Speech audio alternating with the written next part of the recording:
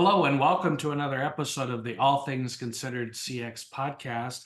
I'm Bob Azman, your host, and I'm really glad to have you back for the new year for another series of great podcasts with great guests. And we're kicking off the new year well. Along those lines, with Rhonda Bowen is joining me today. I think you're going to enjoy hearing about some of her approaches and techniques to building your professional career. So, with that, Rhonda, welcome to the podcast. We're glad to have you here. And please introduce yourself to our guests. Well, thank you so much for having me, Bob. It's wonderful to be starting the new year with something very new. So you and I have just met, and I think it's great that we found a way to actually get together and do something new for the first of the year that will also hopefully be helpful to all of your listeners and make sure that they have a very successful year coming up in 2024. About me, I'm a person who is probably sort of unexpected for what you would think. If you're listening to my voice and say she's an American, you're right. I have a very American Pennsylvania accent, but I have lived in Germany since 1983 and I've had my own business here since 1988. So I've just marked 35 years in my business. And I think it's important to know that those of us who grow up in one place and live in another place see the world in a very different way. And I think that's extremely important for all the people in customer experience, because all of us know if we're inside a company, we see things differently than the people who are outside the company. Mhm. And therefore, living in another country, having worked with people from more than 70 countries personally in the same room or on the same screen in my life, is a very important part of what I do. And I believe the fact that I started on a farm, a dairy farm in Pennsylvania, and people say, what? A dairy farm? Why, how does a dairy farm girl from Pennsylvania get to Germany, where she lives now, and does these things with people all over the world? Well, I was fortunate. My grandfather was very international, although he never traveled himself. He bought and sold cows and sent them all over the world.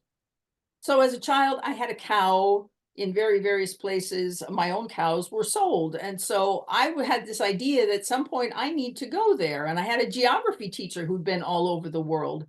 And, I thought it was very interesting. And when I got here and decided then to stay at the end of 1983, it was amazing because at that time the world was not like it is now. We were writing letters on paper and all those fun things, and things have changed so much since then.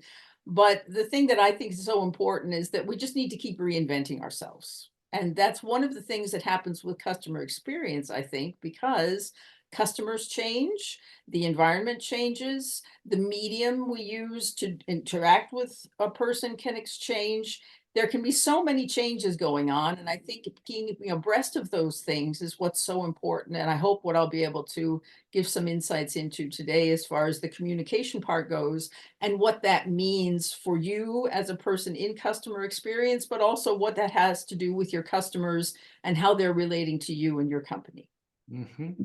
And I should also mention that what's also exciting about having Rhonda join us is she's joining us from Germany, which is fantastic because it's great to get international perspective, as she just shared with us, and I think that's so important for us as CX professionals, because of CX isn't a U.S. only initiative; it's a global initiative, and I think it's great along those lines. So I'm going to pick up on something you said, Rhonda. I'm going to ask you the question: how did a person who grew up on a dairy farm in Pennsylvania end up doing what you're doing and doing it in Germany? So you've got to give us an insight on your Okay. career path. Okay. Well, no, I mean, I was an exchange student in high school. A lot of Mhm. people did that when they were going to school, and they went off, and I ended up coming to Germany, and not because I had learned a little bit of German in school, which I had, but because the family in Germany was very much like the family, my own real natural family. And so the grandparents, like my grandparents, had a farm. And so I was living with a family that was sort of a mirror of my family, just that they were in Germany and my family was in the US. And when I came back, although I had planned to study music and play three instruments and sing and compose, I came home and said, no, I'm going to study German. And my family has no German background, no German blood, no German ancestry, but I made the decision that this was the place I was going to be. And this was back in 1976. Did my undergraduate degree in German, did my junior year abroad in Vienna, worked at Siemens as an intern in the summer afterwards, came back and then did my graduate work in English as a second language, which I had learned about at working at Siemens, and German then at Penn State. And at the end of 83, Penn State sent me to do an undergraduate program for people who spoke no German and to do 3 semesters in 1 semester by doing it an intensive, living in Germany instead of living in the US. And I was the first person from Penn State to ever be the graduate assistant to be doing that. So I came over, ran the program for a year, and decided I didn't want to go back. And I've lived here ever since. And at the beginning had to get sort of classic jobs like language schools and things, because as an American citizen, I wasn't allowed to just stay here. You know, I needed to have a visa and a residence permit and all of those things. But in the meantime, I still have an American passport and now I have a permanent residence permit, obviously. But in 1988, I made the move to start my own business. And since then, I've been doing that and doing all kinds of various and wonderful things in that time, including making a cultural series for German educational TV, which has been running since 1999 and still running on German television. I've taught negotiation to people from a large global chemical company all over the world, over 750 people.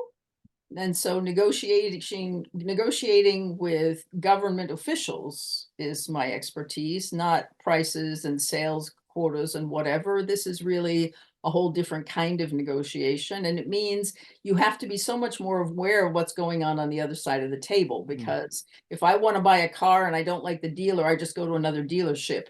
If I want to have a product introduced into a country and the people at the government authority don't like me, my company never gets to sell anything there. Millions get lost, and there's no other authority to go to. So the idea of making sure that you're looking at what's going on the other side, I work with scientists, wonderful scientists, but I'm not a scientist. So I'm the person bringing in that other part about how are they thinking? How are we thinking? What do we want? What do they want? I speak a lot of my work, not about meeting expectations, about matching expectations.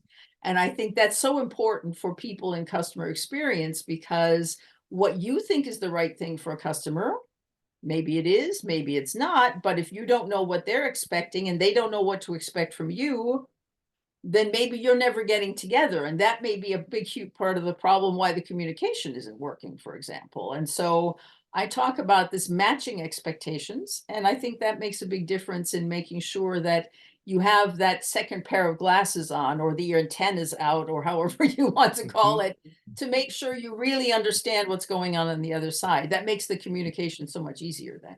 It does.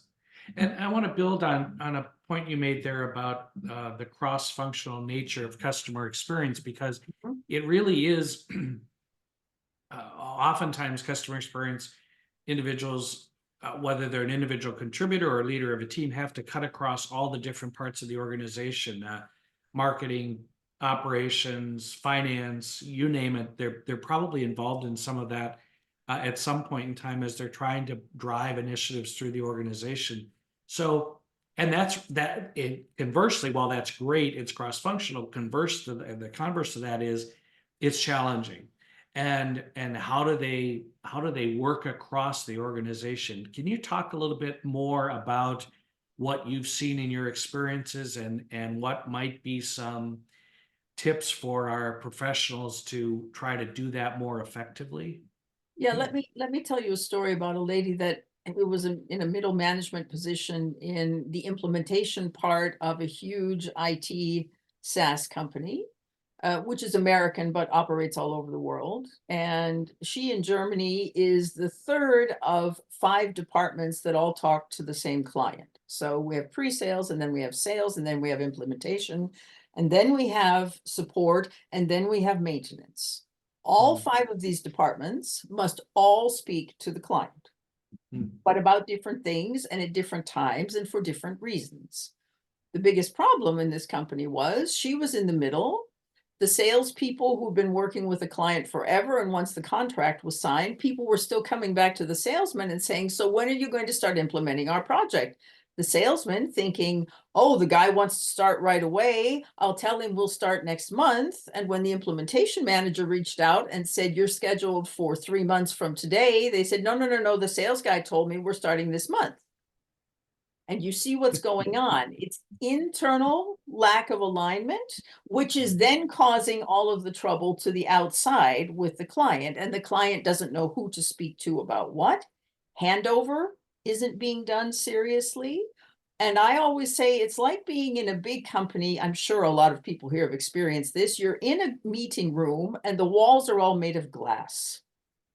And you can look into the next room and there's another meeting going on and you have an idea and you think you know what's happening, but see, you don't hear it.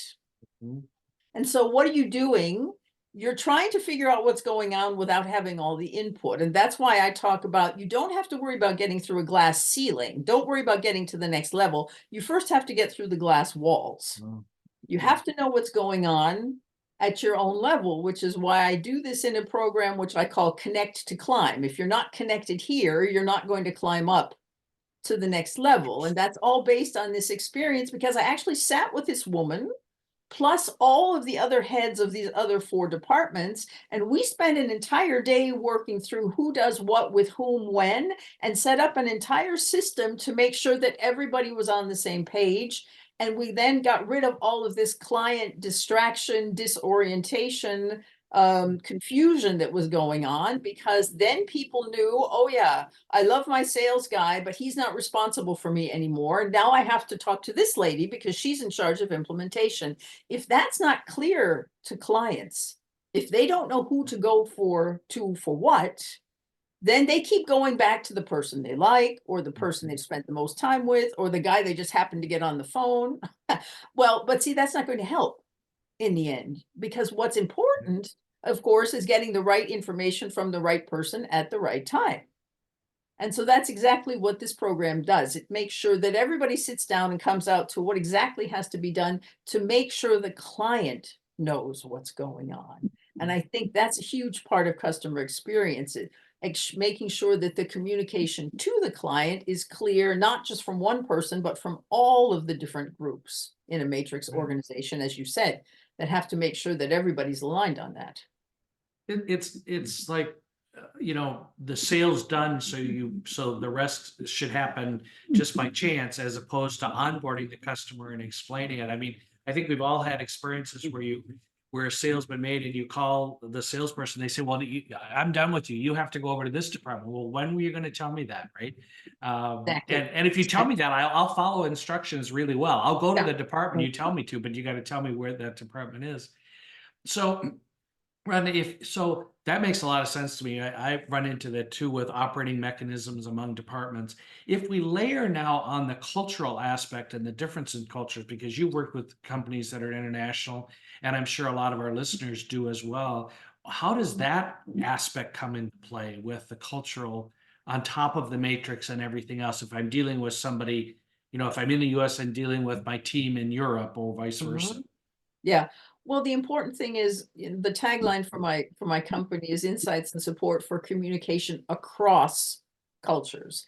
I Mhm. don't consider myself intercultural or cross-cultural in the classic sense that everybody uses those words, but I say culture has always 2 parts. What we just talked about was the organizational culture. So why does the sales department and the implementation delivery people and the support people, they're all different cultures. And everybody I speak to about this always says, oh yeah, that guy in marketing, an engineer, he doesn't understand me. He's go out and telling these people we can do all this, and it takes me a year to even get this figured out in the system, and I can't do this next week, and they just don't understand each other, but they come from different cultures, they have different goals, and we're back to matching expectations.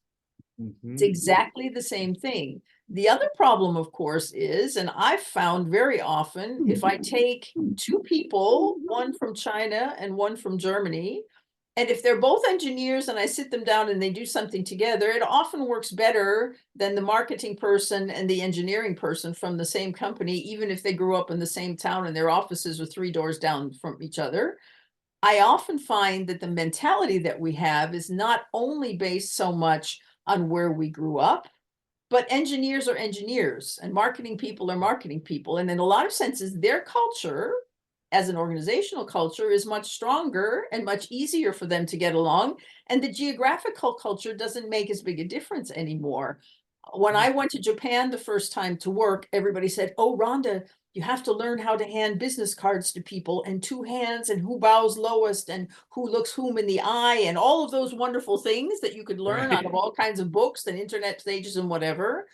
And I went to Japan, and what happened? Somebody knew that I was American or that I was coming from Germany, and I certainly don't look Japanese. And so what did the guy do? He took the business card and took it with one hand and handed it to me. Well, he had learned something and I had learned something. Right. So of course, where were we? And everybody was trying to match expectations. Everybody was trying to figure out what the other side was doing. So a lot of what we used to do with culture has changed because now a lot of culture is virtual culture as Mhm. well. So you and I are sitting here today having a wonderful Zoom call. We can see each other. The fact that my office is in Germany and that your office is in America doesn't make the same amount of difference as it did in the past because we're not always getting on a plane and traveling someplace. A lot of the playing field has been leveled, in my opinion. It's Mhm. easier now for people to get along with people from other countries because there are so many things you don't have to worry about. You don't have to worry about handing business cards. You don't have to worry about what language do the people in the hotel speak, all those kinds of things. We have had such a wonderful move forward through all of the things that technology, especially based on what happened in the pandemic, but even before that, we've had such wonderful things happen to us which have made those things so much easier than they used to be in the past. My team consists of an American who lives in Germany, a gentleman in Kenya, a lady in South Africa, and a gentleman in the Philippines. And as soon as you and I finish speaking today, all of us are going to be meeting online and running our business. And see, a few years ago, none of us would have even thought of that. Mhm. And it is so much easier now for all of us to be doing these things. And I hope to get to see some of these people someday in real life, if I'm fortunate. But if not, see, we can set up a wonderful relationship with people, including customers, even if we only see them online, even if we only speak to them through an electronic medium, even if maybe we don't speak to them personally, but for example, a chatbot speaks to people. If you're Mm. going to program chatbots well to take care of people, you get through so much of what's going on by using AI before you really need the part where the individual person, where you need the specialization and the personalization from a human being as opposed to an AI unit, whatever Mhm. that's called. And that is something that is moving us so much into the future. We're going to have so much more time for good personal connections because we're going to cut through a lot of the things that AI is going to be able to do for us. And Mhm. that I think is going to be another cultural aspect that I'm really looking forward to getting into and seeing how that's going to affect us. This morning, I watched a video between a bot, a robot, a real person looking machine speaking to a man about who has what level of consciousness and how they interact with each other. And the bot was speaking on its own. We are so far in advance, and we need to make sure that we can use those kinds of things to help customers even better than we're doing now. And I think AI is going to be a huge advancement in how we are able to make a really, really wonderful customer experience. Mhm. So Rhonda, let's pursue that a little bit more. I mean, there is a lot of noise around AI right now, and a lot of it focused on what is the experience and how are we utilizing it. And I think you're obviously a well-read person. You see the pluses and minuses that people are talking about with AI, and in the customer service industry as opposed to customer experience. A customer, and having been a customer service professional for many years, our tendency is to say, how can we use AI to cut costs? As opposed to how can we use AI to communicate better, as you just described, Yeah. cut through that so we can get to the core relationships. What do you think about that? I mean, you've talked about AI. Where do you think we're going with this? And can we use it to our advantage without getting into this? Let's use it as a cost advantage Well, only. yeah, well, no, and I mean, everything we should be doing in business as far as I'm concerned, is that we should grow, and part of growing is becoming more efficient, because if you're not wasting things, time, money, resources, whatever, then you have more to be going forward and to be doing better things. So if you will, AI is a natural part of what's going on in our lives. If you think back, there's this wonderful picture online of a street in New York City with only horses and carriages and one car. And 10 years later, it's the same street with only one horse and 10, and everybody else has a car. That sounds like a long time, but see, what we're doing now doesn't take that long because we have so much more as a basis. And so just as we've moved faster now through cars and other means of transportation, we're now moving faster in service. We're able to do things in a way that's more efficient and hopefully more effective. I mean, there's been a lot of things that have happened. I know if when I call and ask for service somewhere, sometimes the experience is very good and sometimes it's not. I mean, we're in a transition phase now, so that's extremely important. But I think what's going to be really great is we're really going to be able to concentrate on the things where somebody wants something really special and really individual that no AI can handle. That's fine, because we'll have more time to do that. I'm really looking forward to, and something I've done in all my years, as the title I've given myself is a global strategic communication guide. I take people and go with them on a journey, wherever that journey takes them. And no matter whether we're talking about cultural, like the fact that we talked about organizational and geographical, but now I'm also starting to talk about what is natural intelligence, like from animals, like swarms of bees. How do they interact? What are we learning from that? What is human intelligence and what is artificial intelligence? So for me, the kind of intelligence we're incorporating into things is another new phase of culture, if you will. Mhm. And therefore, I think we have the opportunity now to say, we're not doing things to cut costs only, or to make things shorter or faster, Superman, higher jumper, whatever kinds of things. We're doing it to make sure that we have this better experience and improving the way things work.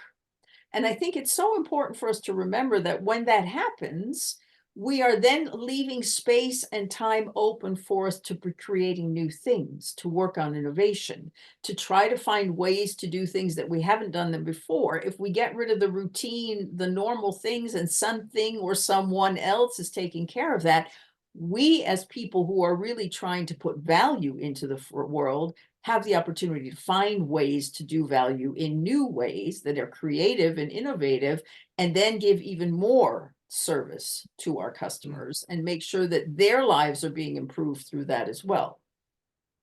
I mean, it goes somewhat full circle back to what you talked about at the beginning of this podcast, was matching expectations. Yes. And customer experience professionals spend a lot of time trying to understand what the customer expectation is and trying to align the organization to those expectations. And there's a lot of discussion again within the customer experience world about surveying, and are we inundating customers with too many surveys, and what are we doing with the data? And I think that might be another aspect of artificial intelligence that can Yes. help us dig into the data that we have, because oftentimes organizations gather lots of data but don't do anything with the data, and so the improvements are lacking within an organization. Tell me a little bit about what you've seen with this whole idea of big data and data collection, and how you use that in your business. Well, let me refer you to you talked about surveys. Um, Yes. Let me talk about a survey application that I'm using that I personally think is very, very good, because what you do is it's AI integrated. So that means you go in and you say what you're looking for and what kind of people you want to address and what kind of information you want to get. And the system basically generates the entire survey for you. And all you have to do is sit down and figure out, yes, I like this question. No, I'd like to change that word, whatever. It will actually set up the landing page. It will set up the actual survey. It will set up the results. It will report the results back to you. And then if you click on one person's result and say, I would like to send this person an email, it pulls all of their results out and puts it in the email for you. This Wow. all happens with AI. You put in a Excellent. very minimalist amount of stuff, and you then post this wherever you want to post it, on your website, on your LinkedIn profile, wherever you were putting things. And when people click on that, it not only gives them the entire report, which it generates as well, and you just have to check it. You know, it's customizable, so you can put on your logos, you can put in videos about your company, you can put in whatever you want. It's all included in this one thing. And as I said, when things come back, it will write in a LinkedIn post, it will write a white paper, it will write a telephone script if you want to call these people, all based on exactly that input that you got from that particular person and the results they got on the survey. That already exists. And that's something that makes life so much easier, because once you put that in there, you're getting all of that data, and you can then say, yeah, you had 62% in something or other, but the average person who took this had 74%. So maybe there's a way for us now to make sure that we get you from the 62% up to the 74 or even beyond. So these are all ways that the AI is actually working together with the person to then be able to go and talk to the customer about what it is where there could be an improvement. Outstanding. It's just fascinating where we're going and what's how we can advance customer experience. Mhm. Rhonda, this has been a fascinating discussion. Before I let you go, a couple of final questions for you. One is, I know you're speaking at a conference coming up. Do you want to share a little bit about that conference, especially for our international listeners? Yes. This is a conference that is being organized by an organization in India, but they do it in two different places. So I will be in Dubai at the end of February, but there will also be the same conference, which I will not be attending, in Las Vegas in March. And I will make sure that we talk about, give you the link. This company does something that I think is absolutely wonderful, and I've never experienced this before. I'm looking forward to it. They are starting a new conference called a CXO conference. Hmm. So there, this is exactly for the folks that are listening to our talk today. And it's, as I said, being held in two places, one in Dubai, one in the US.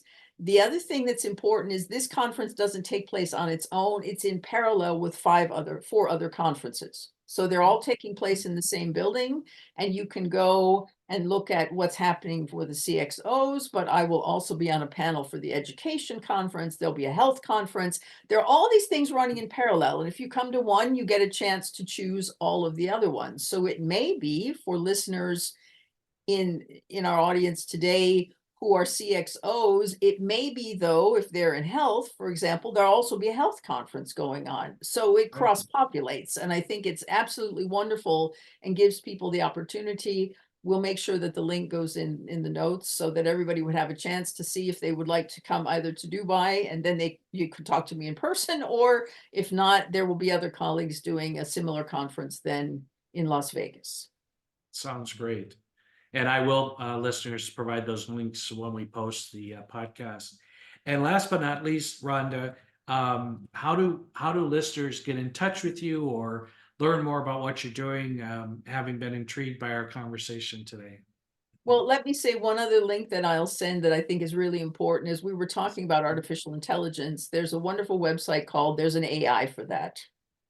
We'll link that as well, because if you're looking into AI and you're just so overwhelmed and you think you don't know what you want to be doing, you just go to this page and you type in what you're looking for, and it tells you all the different AI options that you have. So it's a wonderful place for you to get started and to get some extra information.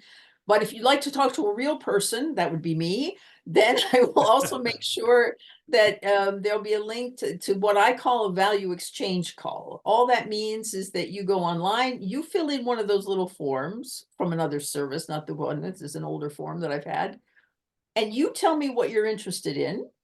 And then I will get on the call and I will be able to help you with whatever it is right at the beginning. And I will give you some value and you will give back some value to me. And we will have a value exchange call. You can set everything up. It's free of charge. You answer the few questions. You pick a time on my calendar. My calendar, just for something for me that's important for customer service, I have clients at the moment from Singapore to San Francisco. my calendar runs from 7 in the morning till 9 in the evening, Monday to Friday, because otherwise I don't have the opportunity to speak to everybody at a time that's convenient for them. And a lot of people say, are you crazy? You have a calendar that runs from 7 in the morning till 9 in the evening. That's 14 hours. Of course, I don't work with people all day long and all that time. But see, that's part of the customer experience for me. If I'm going to serve people well, it needs to be at a time that's convenient for them. So don't worry. I'm sure you will find a good half-hour slot that will help you, and we will do it at a time that's convenient for both of us. That's great. And I can attest to the value exchange. When Rhonda and I first met, she had some questions for me. And one of the comments she made to me was, what can I help you with now? And so that was, I don't know if that was a formal value exchange meeting we had, but it sure felt like it at the end. So I appreciate that. Rhonda, thanks so much for joining us today. It's been really great talking to you. I hope that our listeners take advantage of the value exchange, but also of the other links that I'll provide to them that you've shared with us today. Thank you so much. I really look forward to seeing people perhaps in Dubai, if not just on a screen as Bob and I have seen each other today, and exchange some value and find out how we can make sure that your customer service is working and that things within your organization are working as well. Excellent. Thanks, Rhonda. And listeners, this has been another episode of the All Things Considered CX podcast. As always, if you've enjoyed this, please share it with your networks, and stay tuned for future episodes of this podcast, as well as my fellow podcasters on the CXFM radio network. Until next time, thank you.